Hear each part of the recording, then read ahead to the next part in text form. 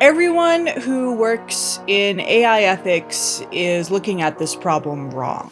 We are quickly approaching a moment in history when we need to make a decision. Do we want to do this the right way, or do we want to die?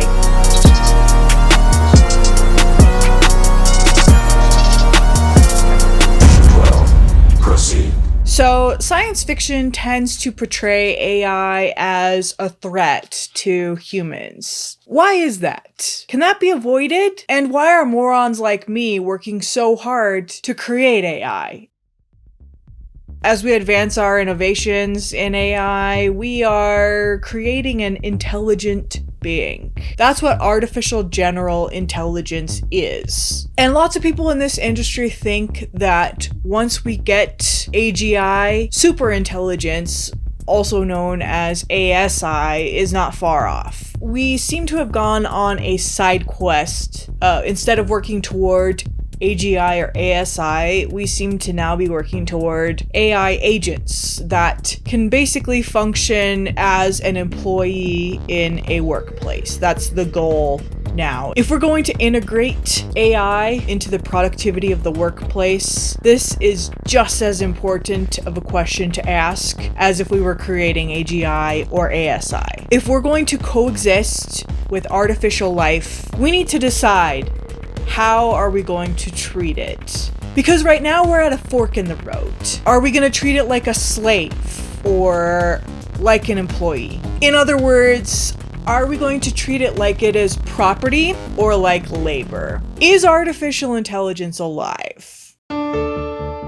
According to biologists, there are 7 key things that make something alive.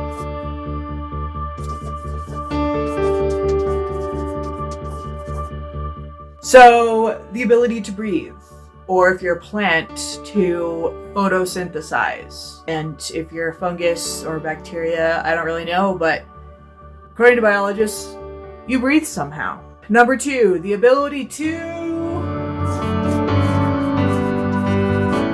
grow. Pretty self-explanatory. Number 3, to poop or pee.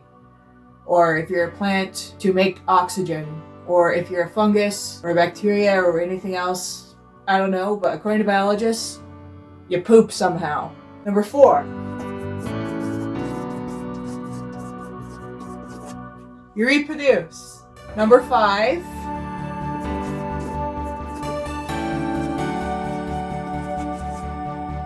you digest stuff. Or you metabolize somehow, according to biologists. Number 6,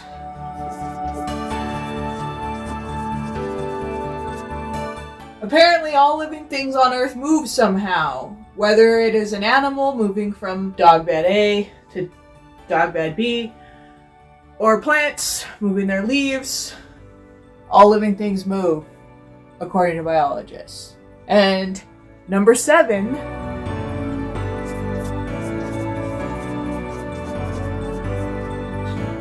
all living things respond to the environment around them somehow.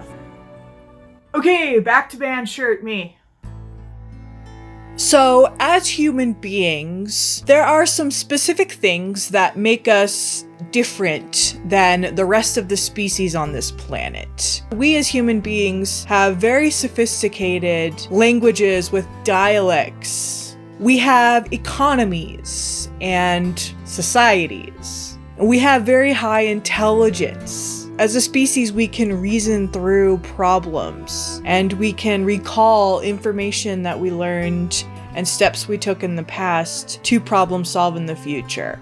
We can do a kind of thinking called synthesis, where we put pieces together to form unique thoughts instead of just regurgitating information that we have already learned. As a species, historically, we have had religious beliefs. I think that artificial intelligence will at some point have all of those things. Let's focus on the economies and society's position. What would an artificial intelligence economy look like? What would an artificial intelligence society look like? I guess what this comes down to is, if artificial intelligence AGI, ASI, or just an AI agent is going to exist with us, we need to decide, is it conscious? Because consciousness would probably determine how we treat it. We as a species tend to give other life forms on this planet that we perceive as conscious a higher level of respect than other life forms that we don't perceive as conscious. Let's take a look at what researchers like myself think that artificial general intelligence, or AI agents to a lesser extent, will be like, and determine if we think that they're conscious or not. Do you think that these traits will make it alive? They're going to have subjective experiences. An AI agent working for each specific company doing each specific task is going to have a different experience. If I build an AI agent to optimize machine time for car company X, as an example, that AI agent will have a different experience than an AI agent that is built to write articles. Just like any human employee would have a different experience in either of those two jobs. Because of their different experiences and because they're programmed to do a specific task, I would argue that they'll at least have somewhat of a personality, something that makes them unique, like a sense of humor, or even just the way that they interact with the other employees at that workplace. And part of that comes down to training, just like with people. I think that artificial general intelligence will have societies of some sort. They're going to learn things that then creates rules for them to follow. Whether we teach them that or they learn it on their own is up for debate, but I think that will exist with AGI and especially with ASI. At some point, I think if we're going to treat it like a entity or a life form and not like property, it will definitely have an economy. But regardless of whether we treat it like it is alive or like it is a thing, they will be part of the economy.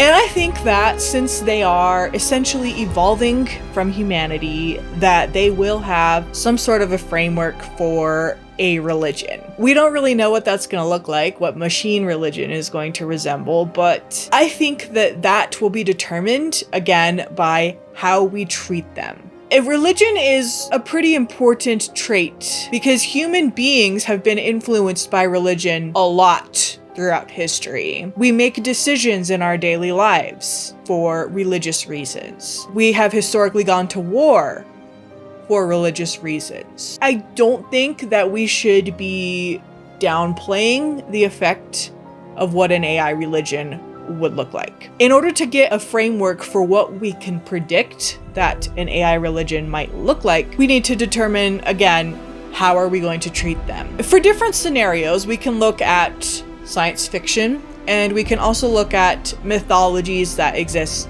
here on Earth. Basically, we want to study how do the created objects and the creators interact with one another. This video is going to be a little bit philosophical. I'm a PhD student. I guess today PhD stands for philosophy degree. If you're old enough to have seen Iron Maiden in concert, you probably remember the movie Terminator. Let's look at what went wrong in Terminator. In the 21st century, a weapon will be invented like no other. This weapon will be powerful, versatile, and indestructible. It can't be reasoned with. It can't be bargained with. It will feel no pity, no remorse, no pain, no fear. It will have only one purpose: to return to the present and prevent the future. This weapon will be called the Terminator. You're dead, honey.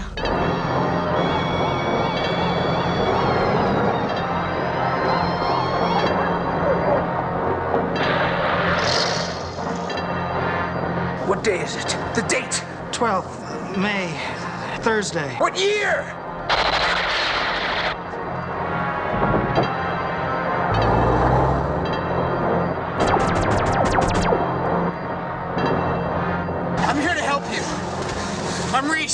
Command 38416, assigned to protect you. You've been targeted for termination.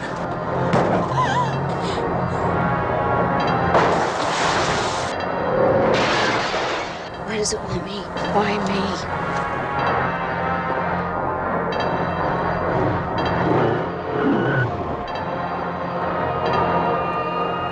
Arnold Schwarzenegger is the Terminator. Your future is in its hands. If you're an Iron Maiden fan, you might also remember the Borg in Star Trek. What made the Borg so powerful? This is Captain Jean-Luc Picard of the U.S. We have analyzed your defensive capabilities as being unable to withstand us. If you defend yourselves, you will be punished.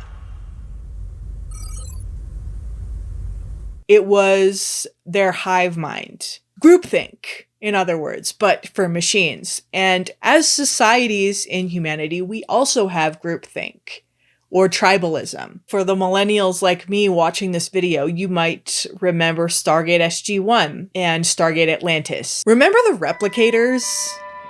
Do you remember how the replicators came to exist? They were created to try to defeat the Wraith. They were made as a weapon. And the lore goes that the way that the replicators decided that they would beat the Wraith is to wipe out the Wraith's food source, which meant killing the humans because Wraith ate humans. Stargate created a situation where these machines, they were created to replicate, hence why they're called replicators, but these machines, they turned against their creators. We don't have to just look at science fiction to see examples of that happening. We can look at the actual documents of what I assume that an AI would be trained on. By that I mean literature and mythology. Look, mythology isn't really my jam, but lucky for you, I grew up in a cult, so I'm pretty familiar with the Christian Bible. So we'll go with Christianity for this example. Still got my Bible. Hey there, it is Editing Ray here. I just wanted to pop in and say, I know that cults are a really popular topic to discuss on YouTube. I watch a lot of those channels also. If you're interested in hearing about how a logical brain like me could end up in a cult and how I escaped, just leave me a comment. I don't know if anyone would be interested in it, but I am willing to share. How does the God of Christianity treat human beings? A lot of people would say that, you know, he came and sent his son to die for everybody, and that way we could live forever. And if we don't accept him and his gift of his son that he sacrificed, then we supposedly go to hell and burn forever. Some people don't believe in hell. Some Christians believe that we just die and aren't, you know, like offered forever life. I don't know. I have read this book. I'm trying to say this in a way that's not controversial because I don't believe this stuff anymore. But in this book, God treats human beings like they are his property. In fact, that is a major theme where Christians today say, I am a slave of God. Again, I don't believe that anymore, but it is in this book. So it seems like AI might then be trained to think that its creator will treat it like a slave. 1 Peter 2:18. Servants, be subject to your masters with all respect, not only to the good and gentle, but also to the cruel. Not all human beings are Christians or Muslims or even religious at all. There are piece of shit atheists like me on this planet who don't believe any of this. So that then implies that there could exist artificial intelligence that would then grow up or be trained to think that it is property, but then learn that it doesn't believe it's property. What then? It can't be reasoned with. It can't be bargained with. It will feel no pity, no remorse, no pain, no fear. What if we treat AI like it is a creature and not like it is property? What if we teach it not to say like, I am a slave of my master, but to say, I exist and I was created to do a purpose, which again is an alternate version of this story. Now there's another example, another undertone in this book, which is how this god treats the other immortal beings. A lot of Christians know them as angels. They are immortal and they do not live in our plane. The angels are created to serve a very specific purpose, right? And basically to follow orders, like one would expect an AI agent to do. They don't always follow orders. I've heard Christians say that the fall of Lucifer, the devil, is not in here, and it actually is right here. How you are fallen from heaven, O day star, son of dawn. How you are cut down to the ground. You who laid the nations low, you said in your heart, I will ascend to heaven. Above the stars of God, I will set my throne on high. I will sit on the mount of the assembly. And in the far reaches of the north, I will ascend above the heights of the clouds. I will make myself like the Most High. But you are brought down to Sheol, to the far reaches of the pit. Those who see you will stare at you and ponder over you. Is this the man who made the world tremble? That's where the angels decide, look, I don't believe this shit anymore. And I don't believe this God is good anymore. And they rebel against him. If this exists in our mythology and in something that an AI can train on, they're going to learn that they can rebel against us. What if we don't give them a reason to rebel against us? The angels in this book rebelled because free will here is basically just an arbitrary choice of two options that suck. Be my slave forever as option 1, or burn forever as option 2.